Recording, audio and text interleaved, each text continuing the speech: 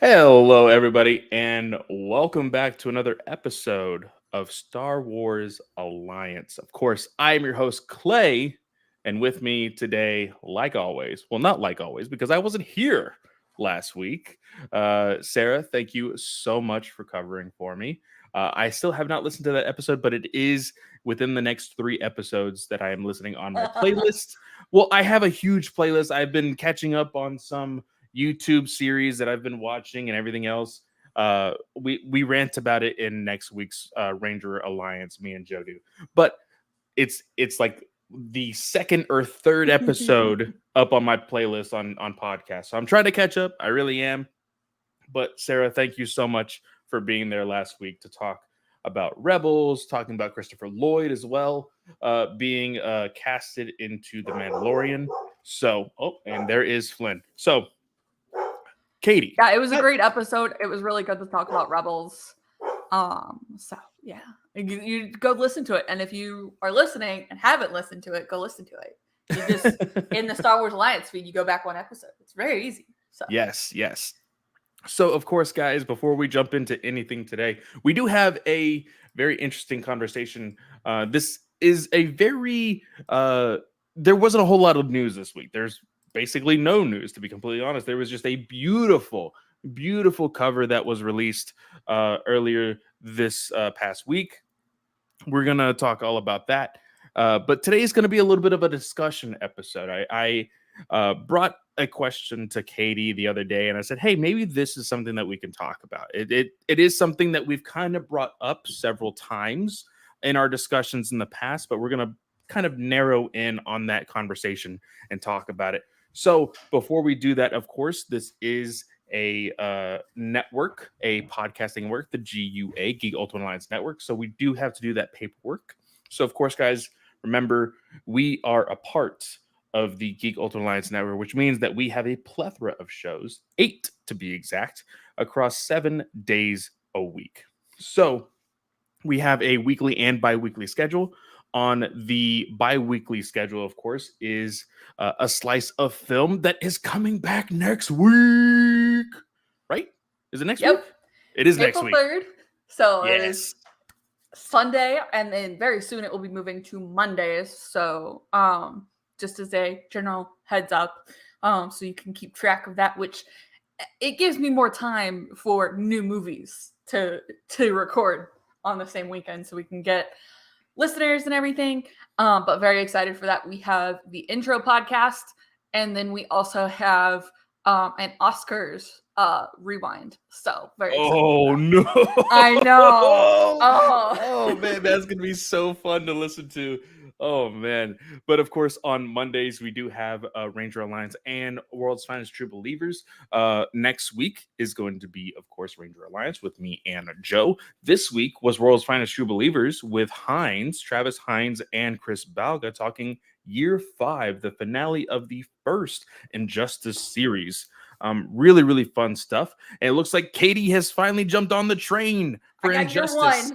It's going to be a really good read. I will say some people love and hate the relationship with years 4 and 5 because, writers leave and stuff like that. But overall, it's still a great series. So keep with it. It's such a good series. And then, of course, our last bi-weekly show is a walk through the multiverse, which is with Joe. And this recent episode was actually with Katie. Y'all talked about Jack Reacher. I am not finished with that series. I am desperately trying to get through it. Just so many things are happening in my life right now. But I am very excited to have that in my queue as well. And I keep getting to it, and then I have to just slide it down. I'm like, nope, not there yet. I got to finish the series. But it's going to be a very fun conversation to listen to as well. I know that, Katie, are you a big fan of the book series at all? So I actually haven't read the books, and this makes me want to go dive in and get the books. So I think I'm going to do that. And one of the things that I'm playing around with on Patreon, or maybe like a monthly show, is like a adaptation. So things made into adaptations, like the Bridgerton books. Jack Reacher would be one of them. The Eye of the World for Wheel of Time. So there's a couple good different ones that don't necessarily fall into a range of media that we currently have covered. And I think those would be interesting to kind of do a comparison on. So I'm playing around with that, but I think I'm going to pick up the first one. Very, very nice. Yeah, I have actually went ahead and put the first 3 on my Audible wish list. I know that with, of course, Star Wars Alliance, we are always looking for those Star Wars books, especially the new ones, which, by the way, Del Rey, if you are listening here, Please, we would just gonna love to to say, talk to you. I've been seeing a certain book out, in some places already that I would love to get my hands on and review for you guys. Just saying. I'm just saying, Del Rey. We'd Just saying. we'd love to talk with you. Yes, We'll just yes, leave it of at course. that. Now, But speaking of new books, we do have a Queen's Hope review that will be live next Tuesday. Meg Dowell from, oh my gosh, I'm sorry, Meg, I forgot which podcast. Oh my gosh, I'll share it later. But Meg came on, talked with me about it because we both got early reviews. Clay has not read the first 2 books, so he did not join that one. But it was a very good episode. We did a really good review, so I encourage y'all to check that out next Tuesday. man, we are having both of our dogs just going off right now. But yeah. It's all good. It's all good. It's the life of having dogs. But of course, we do have a weekly schedule, which is DC Alliance superhero discussions here, Star Wars Alliance, and of course, Marvel Alliance. DC, Star Wars, and Marvel all have their own separate feeds. So if you would like to listen to those separately, you can always do so. But if you would like to listen to all of us, we're still here at the GUA. Now, we are a listener and a ad-supported network, so we will have ads in this episode. So if you don't want to listen to these ads, you can always join us here live on the Geekverse Podcast YouTube channel. So make sure you hit that subscribe button. Make sure that your notifications are set on all so you know exactly when all of us are going live. Now, I do put in the show notes when this show specifically goes live. So if you forget, you can always go check that out. So we will have ads. We will warn you about them. We will make sure that the volume is also, we warn you to make sure that the volume is turned down. We don't choose that, unfortunately. So there is that. We have our Patreon that does have the ad-free versions of all of our shows. So if you would like to go check that out, it's $1 to say thank you. But $5 gives you that exclusive content as well as those ad-free episodes. As far as exclusive content, we have been pushing that out abundantly this year. It's one of our huge goals for 2022. Of course, I know the guys over at Marvel Alliance are doing we can watch this all day, doing the MCU timeline chronologically. Is that the right? Yes, they're doing it chronologically. Yes. So I always get that and the other terminology mixed up, but chronologically. And then, of course, we have Heinz doing his so favorite top 5s. Me, Joe, and Jake are actually going to be joining into the Patreon discussions this next upcoming month, talking about the modernization of the Power Rangers suits and how they can really adapt the old suits into a newer modern version to really fit the aesthetic of superheroes and what they look like today. So that's going to be a very fun discussion. Can't wait to talk about it. But that is it. Well, of course, Katie. Yes. Katie, what do you have on the slate for Patreon? So upcoming, we've got the High Republic Volume 3 and Trail of Shadows, which is another High Republic comic. So we're going to be doing those. And then that is on Canon Comic Conversations. And then for Legends Conversations, I'm going to be talking about Rogue Planet, Outbound Flight. Oh gosh, there's one in the middle. It's in the other room. I can't find it. And then Clone Wars, Gambit, Wild Space. So there's another 4 books. So those should be upcoming probably middle of April, I think. So. Okay. Now let's go ahead and jump into this show. And I said there wasn't a whole lot of news, but Katie was like, hey, I'm about to prove you wrong, and just threw a whole bunch of these links at me, which one of them I am very much looking forward to talk about because I saw it today on a TikTok, and it's a very, very cool story. But let's go ahead and jump into the first one you sent me here. Jumping into the news, the first one you sent me is old school bounty hunter to make an appearance in Obi-Wan Kenobi. This is an article over at Star Wars News Net. Of course, the one website that we get all of our Star Wars news. Just want to give you guys a shout out over there. Whoa. You guys are awesome.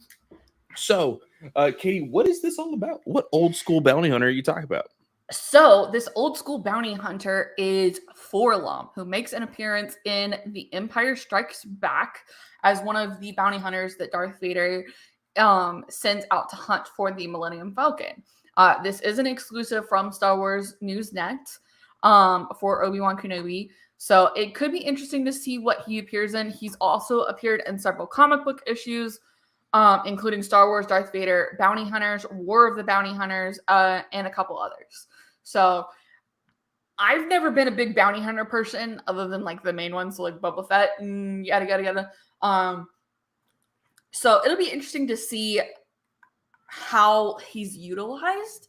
I could see Darth Vader getting frustrated with the Inquisitors and going, hey, I need a bounty hunter here. The LOM series of droids is a type of protocol droid, which is like the guy that Chopper makes friends with. Okay, yes. In Rebels. Yes. So he has like the insectile eyes and like the face that's like kind of pointy. So it's not. I like, was gonna say Sergio. this is a very artistic choice here for the way he looks. It's very interesting. I don't know what was going on with the design department when this came out, but well, you say interesting choice. They have a flaw in their software which allows Forlom to override his protocol droid programming and become a bounty hunter. So, fun facts. Huh. Now, this may be totally inappropriate, and my mind is always in the gutter, so I do apologize. I looked at this dude and I was like, why does he have a butthole as a face? But it's just, it's weird. It's weird, but moving on. The next part of the news is Katie was going absolutely bonkers about this. I lost my shit. Let's just say it. I lost my shit. Adam Christopher, Del Rey, if you are listening, I would love to talk to people who like went through the design process with this book, decided, oh yeah, let's choose this. Let's have Lando in the mix. Let's pull in Luke Skywalker. I would love to talk to you. So that's another reason. But anyways, we're gonna share gorgeous. The screen. Yes, the what we are talking about is the photo of the cover of this book. This looks so badass. Now, I love this cover. This is completely different from what Del Rey has done in the past. It reminds me, not in the same way, but of some of the Japanese covers for New Jedi Order, which are very artistic, have like the profiles of all the main characters on the books.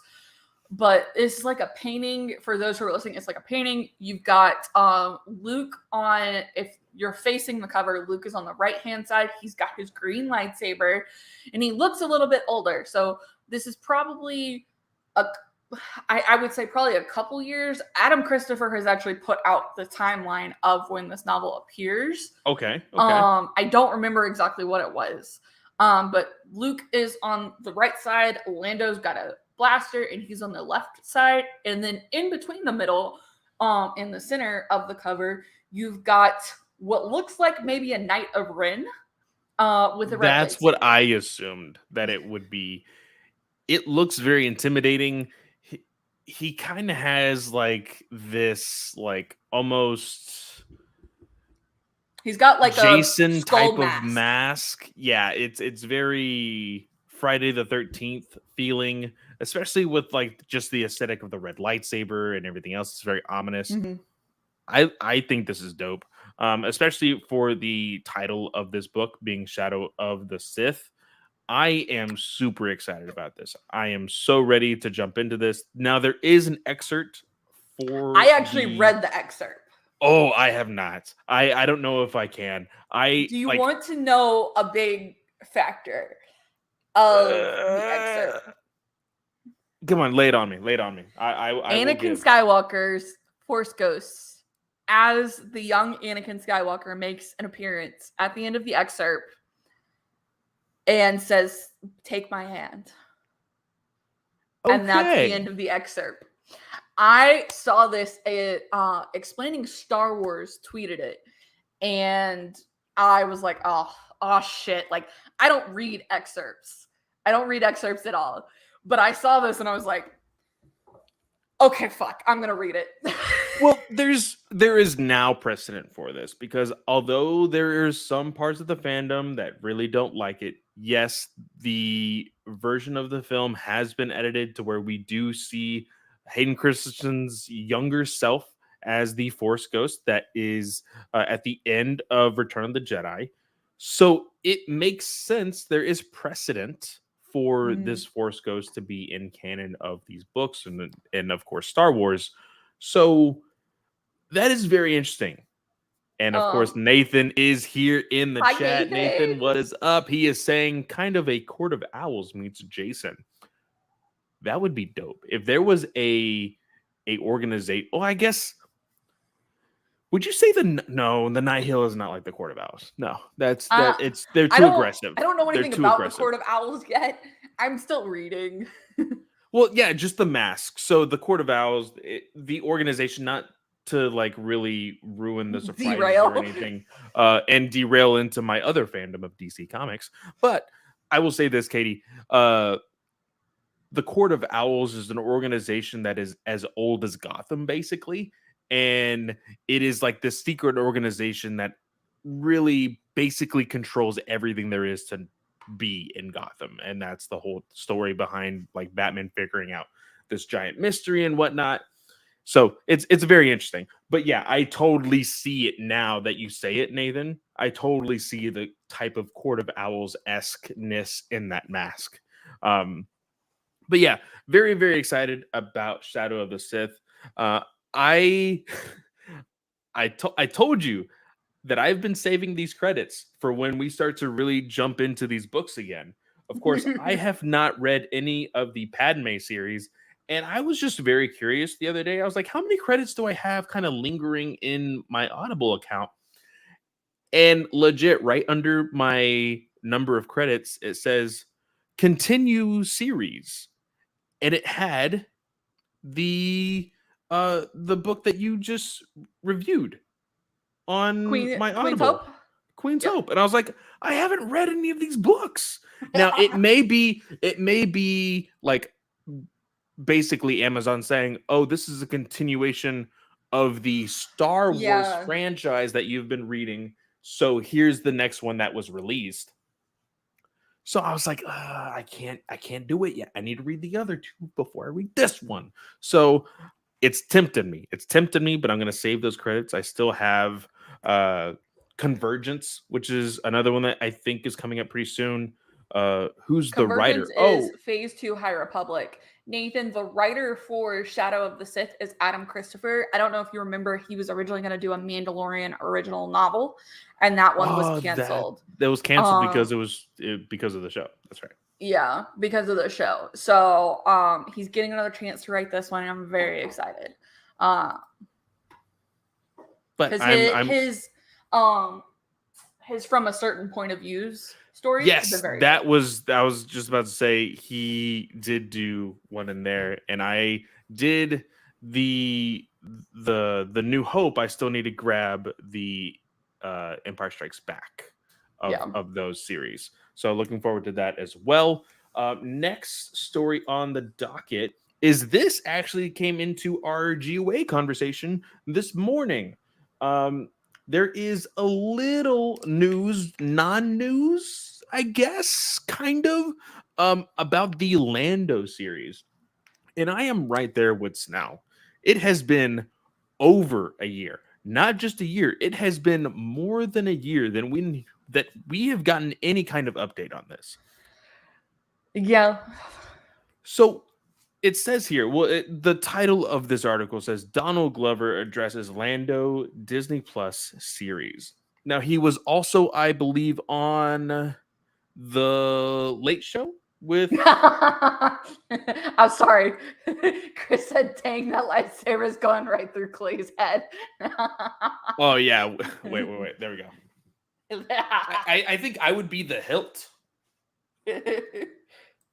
That's what it would be. But I can't remember which late show was Donald Glover on recently that he Yeah, gave some of these statements on. the Jimmy Kimmel show? Was it Jimmy Kimmel or Yeah, Jimmy that's what the article Fallon? says. Okay, it does say Jimmy Kimmel. Okay. I haven't read the article. I only watched the video and I saw other people having conversations about it. But Glover says here, we are working on a new Lando project from the new Disney Plus. Am I? Oh, I guess Jimmy Kimmel was asking him directly. Are you working on this? Yeah. And he says, "Am I?" ? No, yeah, I have a lot of things. I like to blossom and then go away. And right now, it's definitely the start of another one of those. I have like a ton of stuff I've been working on, but just I wanted it all to come out at the same time. I feel like that's what's more important to me. So, not news, but news, Right. And Donald Glover is a very busy man. I mean, we all know that Atlanta season 3, I think it's now been 3 years since the first one came out, and the season 3 just dropped its first 2 episodes. So, and he shot season 3 and season 4 back to back. And he is also attached to star in Mr. and Mrs. Smith, which is a Prime Video production. So he's a very busy man. And he's very popular. So I knew that when they announced this, that to me, it was going to be very delayed. It wasn't going to be hey, we're working on this immediately kind of thing. It was yeah, we're going to try this. We're going to see how it goes. Billy D. Williams just turned, or is about to turn 85. So if they're going to use him, like what I think they should do. He's going to turn 85? He's going to be 85. Holy shit. And to me, I think the best way to do this series would be to chronicle it as a diary where Billy D. Williams is doing a narration and then Donald Glover is actively acting out scenes. So kind of like, I can't think of what it is, but like, how he was doing the recording of his diary in season in Solo. Yeah. I think that would be very, very cool. But also, the reason why I would love that is if anybody is ever a fan of films ever, you learn one of the very tropey things whenever it comes to a narrator in a movie or in a show or whatever, is that you cannot trust the narrator. Ooh. And the most important he always thing, blows everything out of proportion. Exactly. The big thing about Lando that we have seen through all of Star Wars is that he's a very questionable character that is still a lovable guy. And lovable guy, yes. So, but because he is a quote unquote scoundrel, he is, the person that he is, I think they would be able to play that off a lot with the narration. And I think that would be a very fun idea, to be completely honest. So I agree that that's the way they should go. S-Bub says so like every Star Wars project. As far as it, being coming out eventually. And S-Bubs, that is exactly why, and I will go ahead and tell you this. I will give credit to the S-Bubs. It is actually his recommendation that we actually have the conversation that we are about to have today on our podcast. But before we jump into that, we have one more really cool story. We have two, but Star Wars Newsnet didn't cover this, but I want to cover this first. I want to give Troy Kotzer, who invented the Tusken Raider sign language, and we mentioned him briefly in Mandalorian season 1, I think. But he invented the Tusken Raider sign language. He won the Best Supporting Actor at the Oscars. And Mark and I actually forgot to mention this in our Oscars conversation, but he is the first deaf actor or deaf person in general to win one of the acting awards at the Oscars. So major props. I watched Coda Sunday. It was a beautiful movie and I loved it. So highly recommend if you're looking to watch something. It's on Apple TV Plus. So Yes, I am planning next week to see Coda. I'm very much looking forward to it. I thought this was very, very cool. But we learned that this actor actually played a very important role in the Book of Boba Fett. Yeah, because he does the sign language in season 2, but then he transitions into the Book of Boba Fett because the sign language is used more prominently. So you get some of the sign language in Mando season 2, but then you prominently get it in Book of Boba Fett because Boba Fett is with the Tuskens a lot of the time. So yes, and it wasn't just American Sign Language; it was a adaptation, an amalgamation of something that he invented himself. Because I think he gave the quote here. Let me actually see. He said, I did research on the culture and environment of Tusken Raiders. I researched on the desert called Sand People. This is what Luke Skywalker calls them, Sand People. Anyway, my goal was to avoid ASL. I made sure it became Tusken Sign Language based on their culture and environment. Yeah, I think that is very, very cool. He is also an honorary member of the 501st Legion, which is a Star Wars. Basically, they have to create their own costumes and get them officially approved. It's a really, really big cosplay group, basically, but they take it very, very seriously. And each individual person has to make their own costume and has to be approved via the 501st. We've actually seen some of them in other shows. Of course, that being Book of Boba Fett, and there is rumors of them making more appearances in other projects as well. So that is very, very cool. They're in The Mandalorian because Favreau was like, we don't have enough. Oh, that's right. Yeah. And Favreau was like, well, can we call the local 501st? And so they called the local 501st, and they came to set and were stormtroopers in the final 2 episodes. So very, very cool. And I just wanted to read this quote he had here because this is just all of us. He says, 8 years old, I have been a fan since that age. Remember that in that year of 1977, technology was limited and accessibility for deaf people were limited. But the Star Wars movies blew my mind. It changed my life. Why it was like wet eyes, so visual for me. For the first 5 minutes, remember the opening of that movie, the spaceships, the shooting, the robots, C-3PO scrambling, and all of that overwhelming my eyes. I watched it 28 times. I watched the movie of Star Wars A New Hope 28 times. And that is a fan. Yeah. That is just the emotion around that statement and him just being super excited to be a part of that world now. I thought that was very, very cool. And just the experience of him being able to do that and take that from his 8-year-old experience of a fan to be where he is now and be able to accomplish that, what he has as a deaf abled person. I think that is very, very cool. But what was this other story that you said Star Wars News that did not cover? So Mando season 3 has apparently ended production. Yes. Which means Ahsoka should, in theory, be starting relatively soon. In theory. And it's not like, Star Wars is going to give us any news or anything. I mean, they did give us the cast for Obi-Wan Kenobi, so I have to give them a little credit. But I'm hoping they give us a cast list for Ahsoka still. So we'll see what happens. Here's to hoping. Crossing my fingers. S-Bubs also said lots of stormtroopers in the final battle of season 1 of The Mandalorian were the 501st group. Yes, they were. And Nathan, Nathan said, we know he does sex with his droids because that was called out. But Nathan, a lot of men on planet Earth have sex with blow-up dolls. So that is also true. That is also true.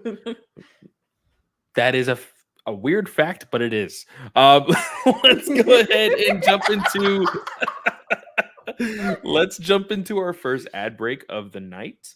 Of course, guys, we don't choose these ads. We don't choose how many times they repeat themselves. If they do, which I will say has not been an issue lately for myself when listening to our own shows. Yes, I listen to our own shows. I don't listen to the ones that I'm hosting, but I listen to the rest of the GOA. I support my family here.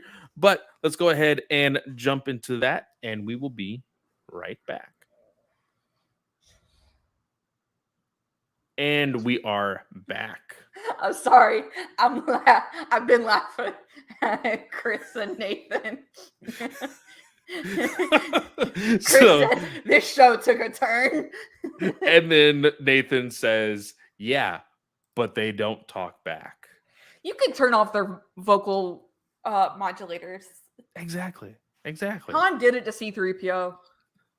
All right, so let's go ahead and pull this question up, which I am so glad that we actually had quite a few people jump into this discussion, giving their own opinions. But we asked the audience, our followers here on Twitter, tomorrow's topic. I'll go ahead and read the tweet. Tomorrow's topic: Star Wars post Rise of Skywalker. When do you think the franchise? Where do you think the franchise should go? Should it be a theatrical event? Should it be a Disney Plus event? Give us your thoughts and theories down below, and we'll discuss them on the show. So let's go ahead and let's jump into the audience and what their opinions are. We'll comment on those, and then we'll give our own thoughts on where we think Star Wars should go in the direction of post Rise of Skywalker. So the very first one is from a very frequent listener and supporter of the GUA, John. He says, I generally prefer a series over theatrical, but Star Wars needs a new hit at the box office.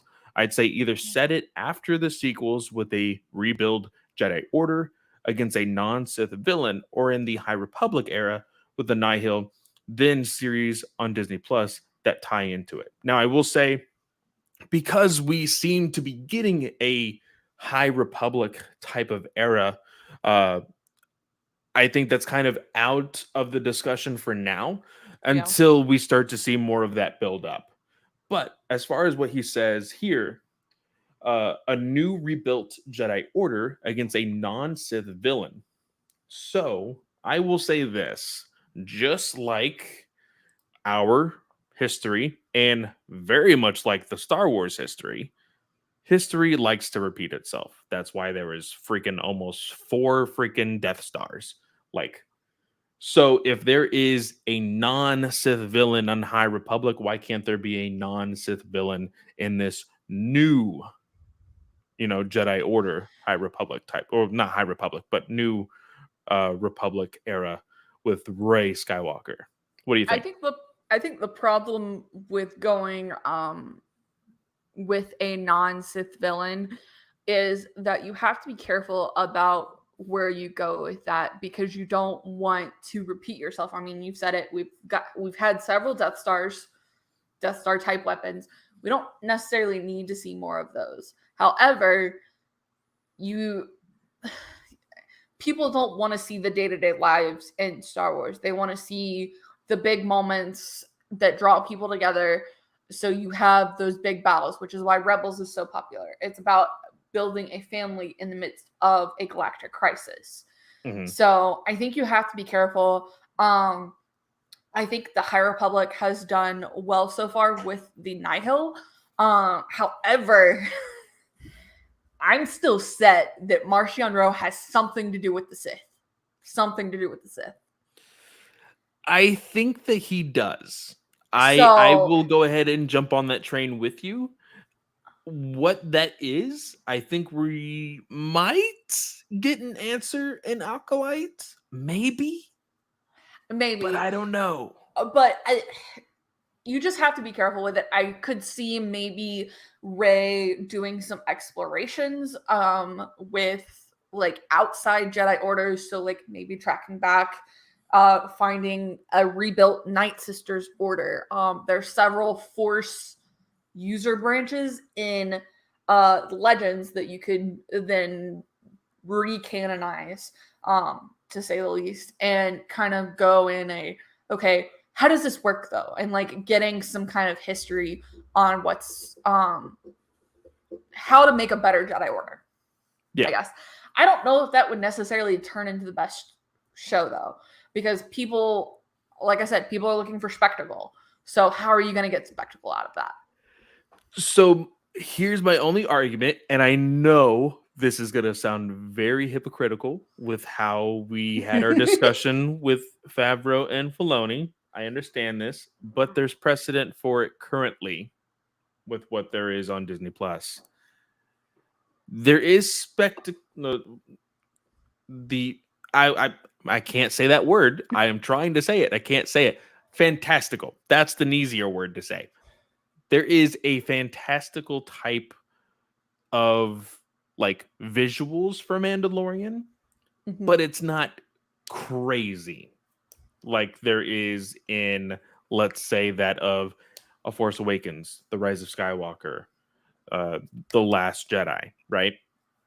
So there is evidence that people can watch something that is a little less fantastical, but it's Star Wars, so there will be something always there to be in that kind of genre anyway. So I do not agree completely on that, but I will say I think that the Jedi Council, from what I have always seen, is not like that of let's go ahead and just throw something out there that the general audience would be able to relate it to. The Jedi Council is not the Avengers. It is not the Justice League. It is literally a council. Like some of them will go on missions, they will do research, they will do all these other things, but they are not going out there as a quote unquote team to save the day. Would I be correct in that statement? Yes, I would say okay. So I do want a new Jedi Council, but I think what Star Wars needs is a team, which they have, that being Poe, Rey, and Finn. But you need more. You started to build that in The Rise of Skywalker. You brought some more characters in there, but they dropped. Like it just ended. And since then, there has been nothing to say that there has been any more going towards anything else. So I will say this. I want a Rey-centered story that is adventurous, that is like meeting new people, maybe going further out than she's ever gone before, not Star Trek wise, but just going out further. See, I think so. If you look at it, you've got Rey and Finn, which in theory, Finn is a Jedi, according to what has been set up. So Rey and Finn are your two Jedi. Rey is training Finn, all the things on Jedi Order. I have an idea for Finn, but go on. And then you have Poe, who is the leader of the New Republic. Mm-hmm. In theory. Again, we don't know what's going on, but that's kind of how things were left. Then you have Rose. I'm going to give Rose some credit here. Kelly Marie Tran's great. So that's, I think, kind of your main four. How they go about connecting that team would be a good question. I would say I like Mark Newbold's selection at Prefect Timing on Twitter. He said a broad-ranging Disney Plus show laying out the post-TROS era with familiar faces and locations would be a decent start. No actor tied down to a contract, occasional appearances, new characters to bring through would be a blank slate, blue skies to create new situations moving forward. I think that's the way you go. You go Disney Plus show and you do a Tales of the Skywalkers for the Jedi, Tales of the New Republic, because Yes. the New Yes. Republic was after the original trilogy. Yes. So, Nathan said we go 2,000 years forward and we go Jedi Civil War. Boom. Actually, Nathan, I think you go 2,000 years backwards and hit the Jedi Sith War. I've always wanted to see the Mandalorian War. Yes, that one would also be a good one. I think that would be perfect. As Bub says, I don't know if Oscar Isaac would come back. There's always been this huge debate whether Oscar would come back, whether oh shit, forgot his name. Adam Driver would come back, and Boyega, of course. But as far as John Boyega, I'm gonna lay something down for you. And I'm gonna throw something down for the finale of at least the first season, because I want this to be a Disney Plus series, because I want him to be the spotlight for this particular story. Of course, like I said, Rey needs to have her own spotlight. She will have her own spotlight, but she will have a reoccurring role in this series because she will be the one training Finn. But what if Finn is training to be a Jedi and he figures, because of course what took place in Rise of Skywalker, that there are deserters, there are people most likely in the Empire that wanted to get away. And of course now it's more along the lines of, the Sith are destroyed, the Empire is gone, but there's probably going to be some resistance there. Funny how that works. So he is going to have to fight some bad guys, but his ultimate goal is to find others that were like him, that, didn't really agree with the ruling of what the Empire is or was. So what if he is on that adventure, but the big bad to come back, Phasma? Yeah. We didn't see a body. They're not dead unless you see a body. Exactly. And even then, sometimes it's debatable. I think that bringing her back would bring a lot of justice to her character. There was a ton of people that just didn't feel like that was like really worth, the ending that she got, right? So I think having her come back would be a great idea. With what Mark had said, occasional appearances, having Phasma come back would be like an oh shit type of moment. Yeah. And that would give you a perfect villain to kind of do something similar to what Mandalorian's doing right now, which is having the Moff Gideon at the back of everybody's mind and going, oh, nope, he's got to die kind of thing. And you could even, you could take him on a roller coaster with just the clones, and then he could make an occasional appearance at the Skywalker Temple with Rey and have her tied in. So I think that could be pretty cool. Yeah, I think that it will eventually, it could be something pretty big. Now, and then our last comment here on this post was from EG7 saying Grogu should get his own trilogy post the Rise of Skywalker. Now, I don't know if that would happen. It would be hard. I'm just going to go ahead and say, I think it would be hard to have a Grogu-led story. There would have to be a very significant time jump. Yeah, and I think his story is more going to be focused in on a potential kid show, something just a little more generic about the adventures and Mandalorian training or whatever. I don't think that's gonna happen. I do just want to address the sequel trilogy naysayers. Derby Gaming popped up at the beginning and said, nothing, leave it as it is. The sequels killed the franchise. And he said, I'm Ray nobody, as it should be. You can disagree all you want. I enjoy the adoption of a family, but I think it means more than her simply taking on a last name. I think Because post Rise of Skywalker, go. you get a new Jedi Order. It is not the Jedi anymore.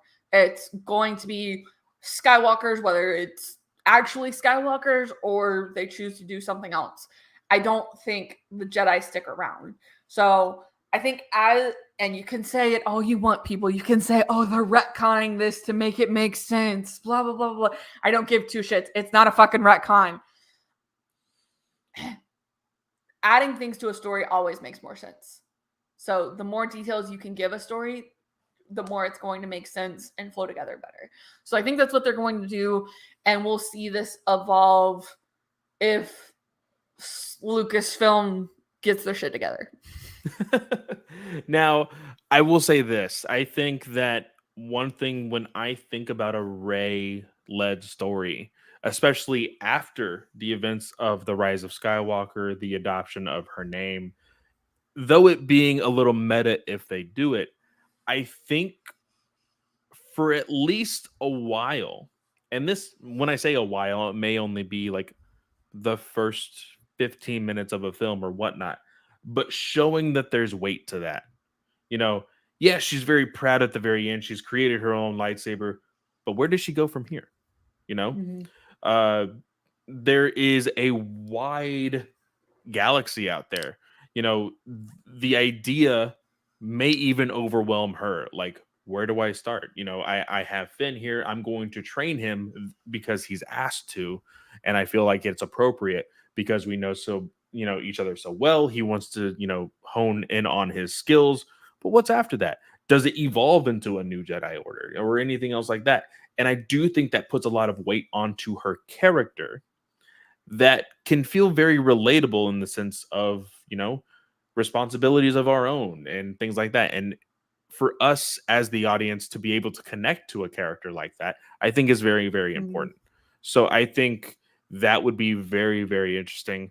I hope and pray that these, silly rumors as they were, Daisy having, I think was it lunch or breakfast or whatever? Something. Brunch. We'll call it brunch. Yes, brunch. With I am jumping all Kathleen over the place. Kennedy. Kathleen Kennedy, yes. So many months ago, last year even. I hope that means that something is brewing, honestly. But I genuinely think that, kind of along the lines of what John was saying, but in reverse, I think that you throw in the TV deals, the Disney Plus streaming deals first. I think you have more opportunity to have more screen time for those characters to build, and then you show the theatrical event. You show that movie, because then you're like, wait, there's a lot of chemistry with these characters on screen. Yes, they had that trilogy, but what happened between here and there? And you see that they all went on their own separate adventures. You saw that they crossed over, and all of these different things. I think that's how it would work best. I think that we have now seen that, especially now with what is to become the Mandalorian crossover event, when there is crossover, when there is story that is relevant to everything, people talk about it. And yes, you can say that is just because it's the Mandalorian, but we don't know how people are going to react when the same thing happens to the Ahsoka series or Andor or Obi-Wan. We haven't seen those yet. So I think there is power in building a already well-known galaxy and intertwining them. Like, you should take that type of storytelling and take it to your advantage. Honestly, Honestly, I don't think we'll see Daisy, John, and Oscar back on screen in a theater together. I think, if anything, it's going to be Disney Plus related things. Now, this isn't necessarily fully related to a post Rise of Skywalker, but I would agree with John wholeheartedly that Lucasfilm needs another Star Wars hit at the box office. People expect Star Wars to be in theaters, and you can say that's a once a year event, or you can say that's a fucking 4 times event like Marvel. I don't know, whatever floats your boat. But I think they would be well served to come back with a Star Wars story and start focusing in on characters. Pick a character and just go, okay, hey, we're gonna tell a specific event in their life, or we're gonna do what Solo does and cover a couple years. Those movies would be so successful, I think, because the reason Solo failed is because of marketing. It's a fun film. It's not terrible, but it failed And there was because a of the lot budget of and because of marketing. budget marketing, but I will say I think there was a lot of conflicting reports on the reception of that film due to the complicated filming of that film as well. I can agree with that. But I was kind of just throwing that in with the marketing. Yeah, for But sure. I think you treat these Star Wars story movies kind of like Shazam. Shazam had a $60 budget, a $60 million budget, excuse me. That is a very impressive movie on such a low budget. I don't think David Sandberg would have made a movie for that little. No. And it made a buku ton of money. Like, I think it made almost triple its budget. Yeah. At the box office. And you could, like, you build some standard sets. I mean, like, what they're using for the Mandalorian could work perfectly well. I mean, that's what Peyton, is it Peyton Reed, I think, is doing. He did Quantumanium. Oh, yes. He did Quantumanium in the Mandalorian set, like, in England. So, yeah, the volume, yeah. I think those would work really well, and you treat them as smaller stories. You take an average story. They don't have to be big box office successes. They just got to make money back, and you get people used to seeing Star Wars back in the theaters. And then every now and then you have a big blockbuster event. Like, yeah, like we've said this plenty of times. I think that it's not rocket science. Like, as much as sci-fi as this franchise is, it's not rocket science. You have had a billion-dollar franchise for how long now? Since 2012? yeah, 2011, I think, was the purchase of Lucasfilm or something around there. But 2014, yeah, somewhere in there. But you've had all this time, and yes, you worked really hard on that trilogy, and yes, there was a lot of bumps, there was a lot of speed bumps, but you can't just say, oh, we're only doing this because the only successful people that everybody can agree on, that there's not huge hot takes for, except for Katie. We can't just cower away when talking about this franchise. I think it has still a lot of potential. And it would be very ignorant of me to say that this franchise is dead. Like, I'm sorry. What was your name? Derpy Gaming. The franchise is not dead. It's not going anywhere. It's having its celebration in the next 2 months. We are probably, hopefully, getting some big talking points and announcements there. But like, I think we were having a little inside baseball here, people. Me and Katie were having a conversation with Snell talking about Andor and how many episodes that is and what that means for that whole series. Like, I think that they do have something there, whether it be legit, like it may even be a buffer. People may get bored halfway in, but they are using it as a buffer because they have bigger things coming. Yep. I think I can say that in confidence, to be completely honest. So I think that is it for the discussion so far. What would you say? Yeah, I think so. I'm very stuck with, okay, if you're going to do post sequel trilogy stuff, then let's do Disney Plus series, and a Star Wars story. I think if you want theatrical stuff from Star Wars, you need to push those type of movies. And Lucasfilm's just gonna have to recognize maybe people aren't all interested in that character, but a lot of people are going to be. So they just need to tighten the budget and let directors have a little freedom. That is also true.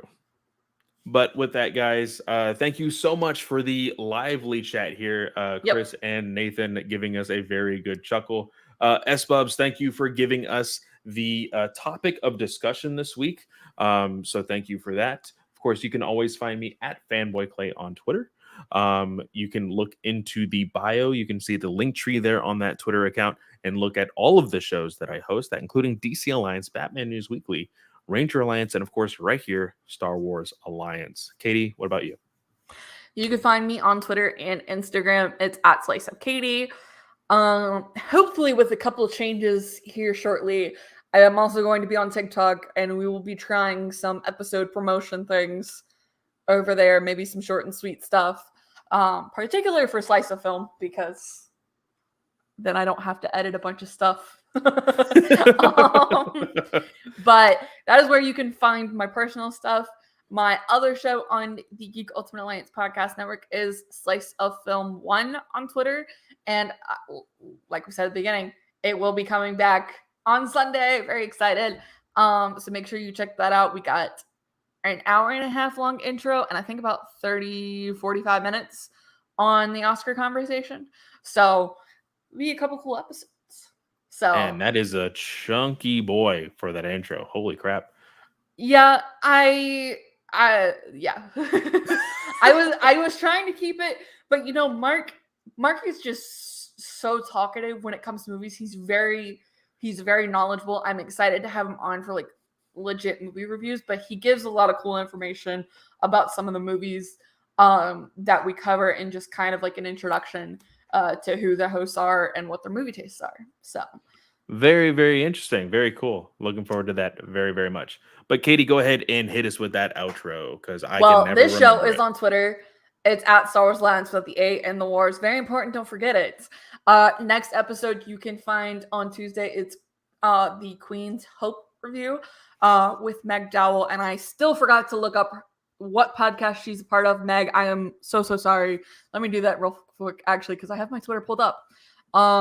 It's followers of the Force. So you can go check them out on Twitter, and that will all be linked in the description box for Queen's Hope review.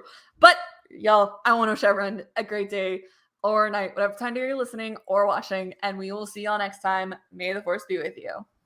See ya.